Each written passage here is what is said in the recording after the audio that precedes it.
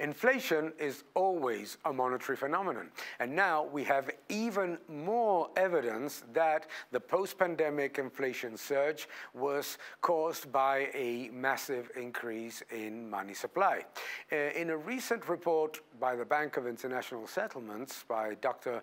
Claudio Borio, and his team, they have looked at the increase in inflation, and they have seen that there is a direct link between money growth and inflation. Furthermore, in countries that had very low levels of inflation and suddenly saw a big surge in inflationary pressures, the direct impact of money growth is evident. And it's shown in this graph in particular, huge correlation.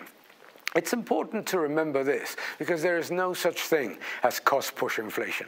There is no such thing as demand inflation and commodity inflation. It is always more units of currency going to relatively scarce goods and services. It is basically increasing the amount of money well above the output growth of the economy. In 2020, what we saw was a massive increase in money supply that went directly to government spending, checks, subsidies, you name it, and that created this monster inflation impact that was already evident prior to the Ukraine invasion.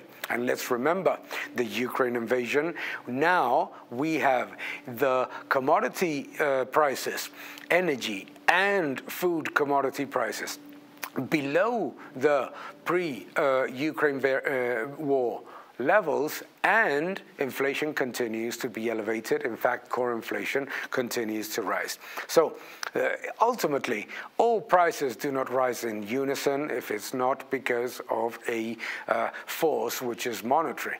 You can see one or two prices, the unit prices may increase, but aggregate prices can only increase at the same time because of more units of currency going to the same goods and services, and with money growth well above the output. So the solution will be monetary. The problem was a monetary problem.